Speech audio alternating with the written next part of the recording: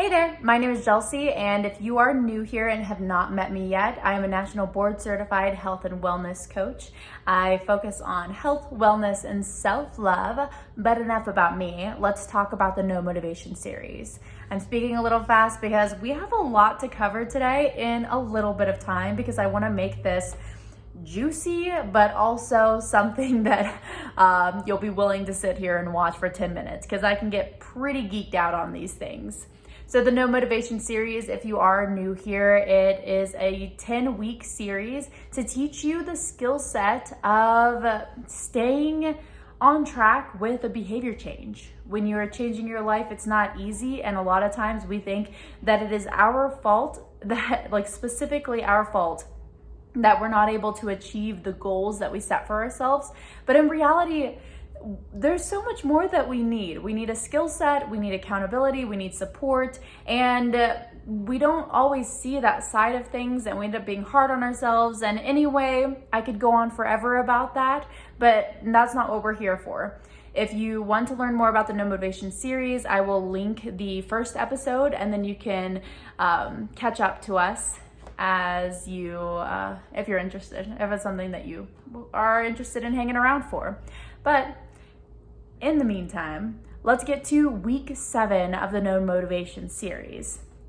This week, we are talking about this big question of, okay, Chelsea, we talked about vision, we talked about why we want to change, we talked about the gaps between where we are and where we want to be. Yeah, I get all of that stuff, but still, where the heck do I start? That is a big question that some of my clients come to me with, is they have all of these ideas for the healthy lifestyle they want to live. They know they should be doing this. They know they want to be doing this, but they have no clue where to start.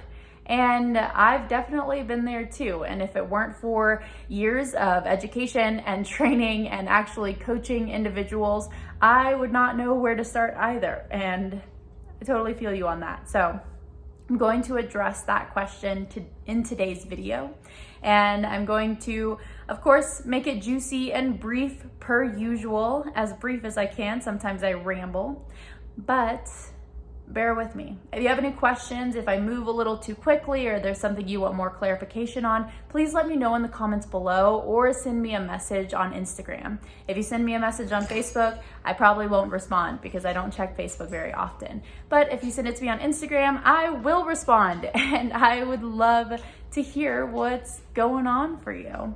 So we're going to begin with the first and most valuable lesson before we talk structure and process, is we, when starting a new goal, have to cut ties with the past. We have to cut ties with the negative aspects of the past. Yes, we're going to use some of those positive experiences to help us in creating a new goal in the future.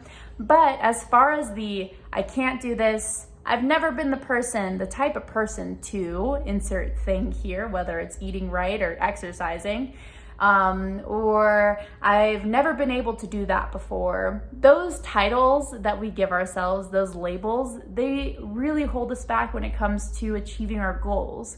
So right now, this is your permission, per se. Not that you need it, but sometimes it feels good to have someone give us verbal permission. This is your permission to recognize that in every moment, you have a chance to start fresh. It doesn't matter that you weren't able to do it in the past, or that you struggled with this, or you're the type of person that sleeps in, or the type of person that, always chooses junk food over good food. None of that matters. Let's throw it away for a second and just focus on where we want to go.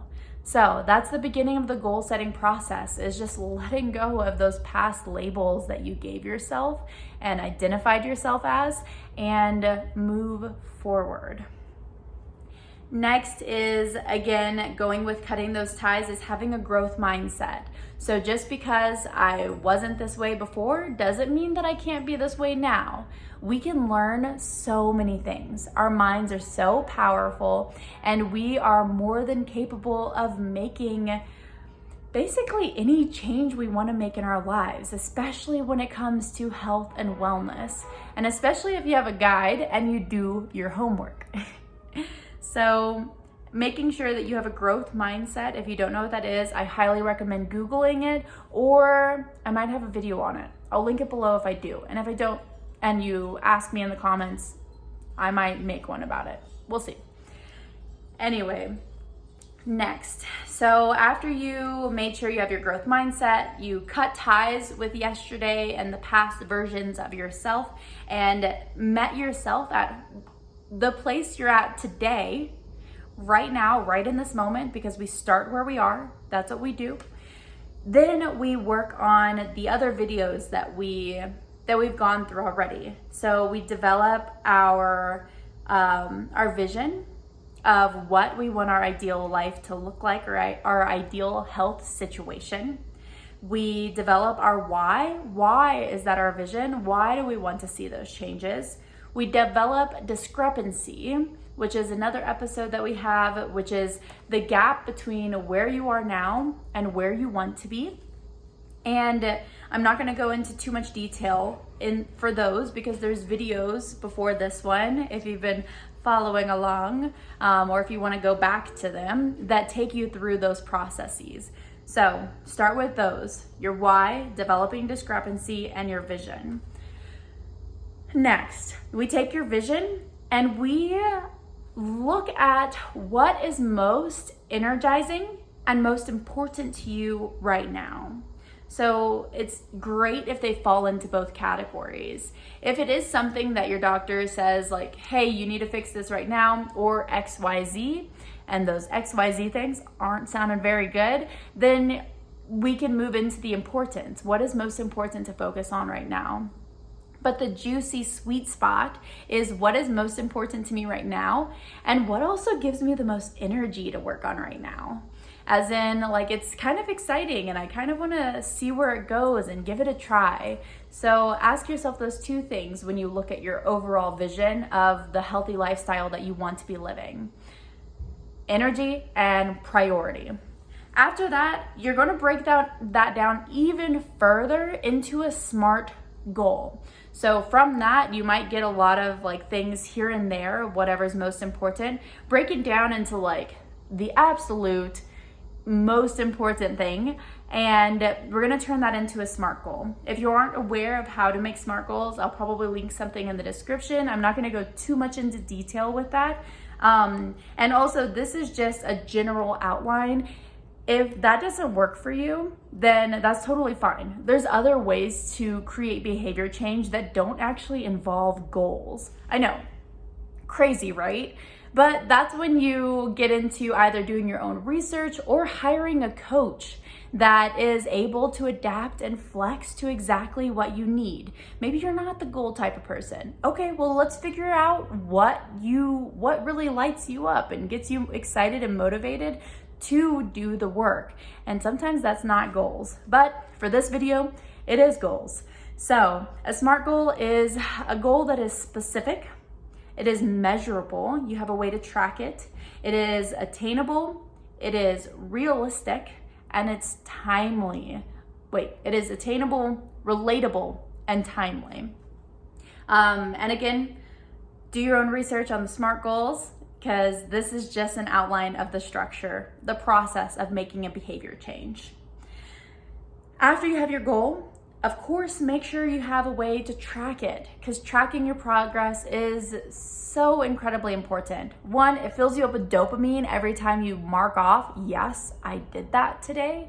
And it also gives you good data to work with of like, okay, well, every day is going great, but on Wednesdays, I always skip and then I get back on track. Or maybe Mondays and Tuesdays are not great days for the goals that I set for myself. I don't do as much as I said I was going to do, but then Wednesday through Friday, I'm popping. And so we can see what is going on there and do some analyzing of your tracking.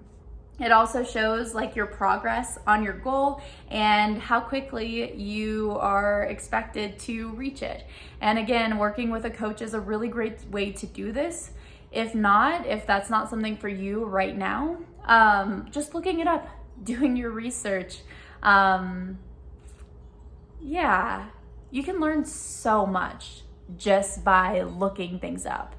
And of course, working with a coach, you do have that flexible, adaptable guidance where you don't have to dig through rabbit hole after rabbit hole after rabbit hole of information. You have someone that just has it in their noggin already, and that can relate it to you and your unique situation. Anyway, going on a little too long with that. So making sure you track your goal. Next, make sure you set check-in dates and small milestones. When you're working with a coach, you're probably meeting weekly, bi-weekly, monthly, whatever it is you have scheduled with your coach. But if you're just doing this by yourself, you don't often have that timeline. So create it for yourself. Every other Friday, I'm going to check in on my goal progress and see how it's going. Once a month, this is the mini milestone that I want to have met to be able to meet my bigger goal. After that, make sure you have accountability, whether that's your partner, a friend, a family member, a coach, a therapist, a personal trainer, whoever it is in your life that can give you accountability. Even an app. Apps do that these days. It's crazy. Even if it's an app, use that for accountability. And then that's it, really, as far as this structure goes, but I'm gonna sign off because it's already been 11 minutes and I'm trying to keep this fast. I'll rewrite these in the description below. And just know that next week, we're actually gonna start with some practice. So the next following weeks are gonna be hydration, movement, nutrition, and then actually your relationship with nature and how healing that is for your overall wellness. And that's all I have for you today. That was a mouthful, and I'm a little tired of talking right now. So if you want to give me a boost of energy, go ahead and hit that subscribe button or a like to just let me know that you are enjoying this content. Leave me a comment if you have any questions or if there's anything you want to say about today's episode, what you liked the most.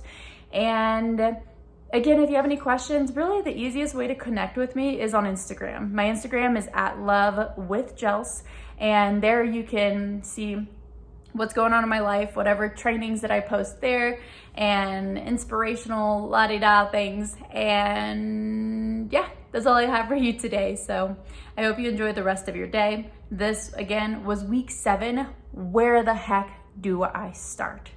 In a step-by-step format. All right, have a good one.